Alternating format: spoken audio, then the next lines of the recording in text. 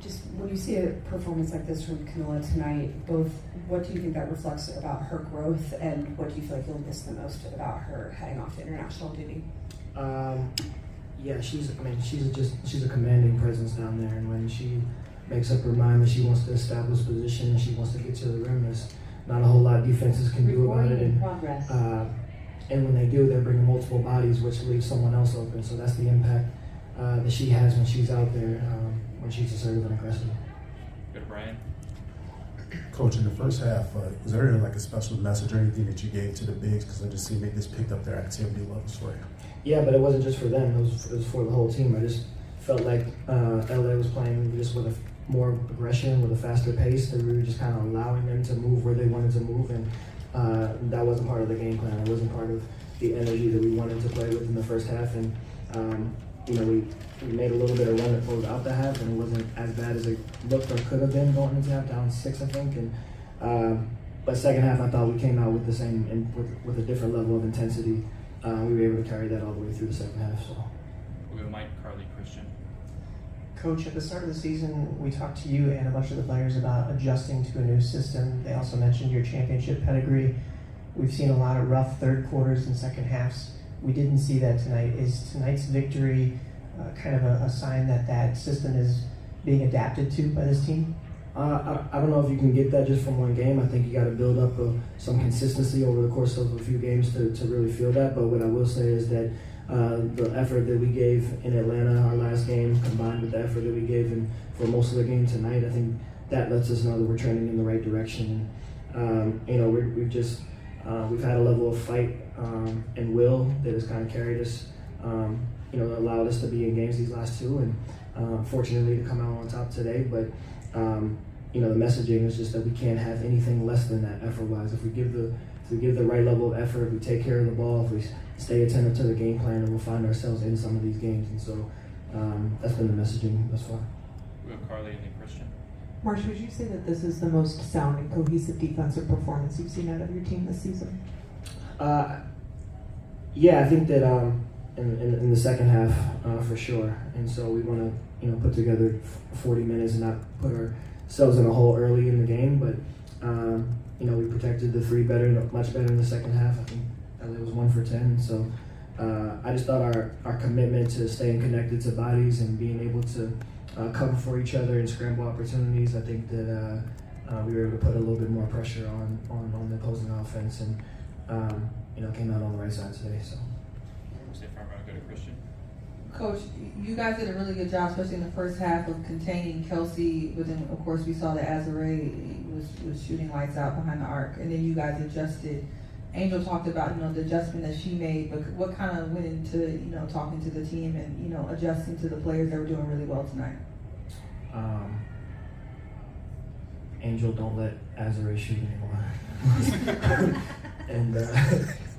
and she took on the assignment. I think Azare was 6 for 6 in the first half, and so they put you in some predicaments because you get in ball screens with Plum and Hamby, and Hamby's a hard roller to the rim that puts pressure in the paint, and you put her in balls and put Plum in ball screens with Azare. You got to pick your poison because she can pick and pop and shoot those threes, and so they present a lot of issues offensively for a team, and so. But again, I just thought that our commitment to the game plan in that second half and just our level of effort ramped up a notch, and I thought that was allowing us to cover areas that we weren't necessarily able to cover in that first half. We go to Chris, second row. Tyler, in the second half, multiple players had 3-4 fouls. How did you see the team adjust to that while not losing aggressiveness? I think it was a matter of doing our work early a little bit. I think that sometimes we preach doing your work early, whether it's in the post or on the perimeter, a lot just to avoid being in foul trouble. A lot of times foul troubles come when you're late getting to a spot or late getting into a body, and the refs only see the retaliation of physicality and don't necessarily see the initial. And so we want to be able to be physical early, so that now it puts us in position to defend the way that we want to defend. And so I thought we just did a better job of that in the second half. We go Dalton, back row. Yeah, Coach, good team win tonight. Can you speak to having Mariah Jefferson back in the lineup? It was great. I know she didn't play much tonight, but you can underestimate what it does for a locker room from a morale boost standpoint. Just having someone who's fought so hard to get back and to be in this position. And she didn't care that she played 2 minutes tonight. She just was great and happy and grateful to dress out and be out there with her teammates and support them. And that support hasn't wavered even when she was sidelined. So she's one of our most vocal on the team, and that continued tonight. And I know her teammates were proud to see her out there today. We'll go Zachary, then Carly. Hey Coach, Ariel, even though she fouled out today, just contributed immensely in terms of scoring and assists, and also taking some really crucial shots at various points, especially down the stretch. How much of her presence, especially at the one position, has been valuable to you and to the team at this point?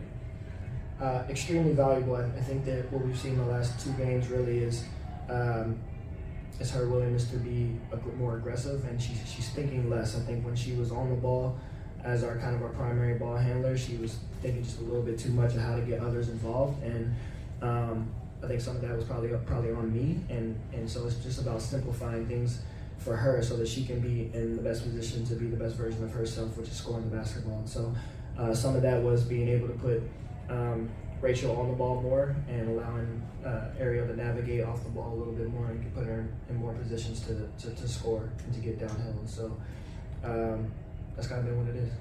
Got time for a couple more. We'll go Carly. Marsh, I spoke to players beforehand, and the one thing that they said about wanting to stay mentally strong through the losses heading into this was just trusting the process. Something that you also preached from the start of the season. A month-ish into this season and having your system implemented, do you feel like that process is starting to produce the results that you want to see, regardless of record?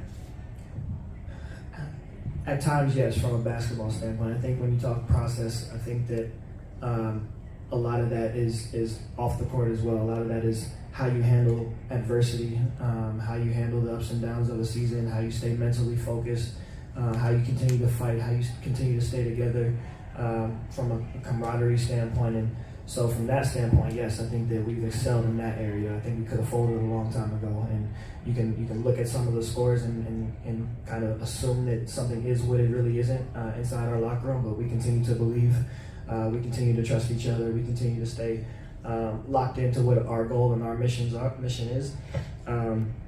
And then from a basketball standpoint, I think that we see glimpses here and there, and we want that to be more consistent. I think it has been more consistent, from the Atlanta game and then tonight. And so we want to continue to build on that and not take steps backwards.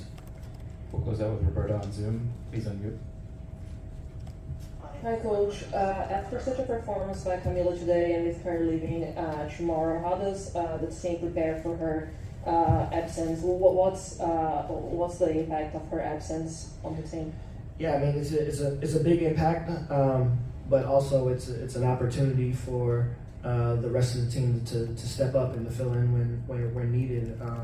It's unfortunately not the first time that we've been in a situation like this this year. So it was the same kind of feeling when Salute went down, and it was just we gotta make up for what we're losing. And so we'll hold it down as best we can for the next few games while Camila's competing overseas. But I think that if we compete with the level of effort that we've had these last 2 games, we should still be in a decent position to be in these games and to have a chance to win. And so, I don't really know what that looks like yet schematically. We just want to take one game at a time, but we'll put together a game plan that allows us to compete at Golden State and at LA on the road.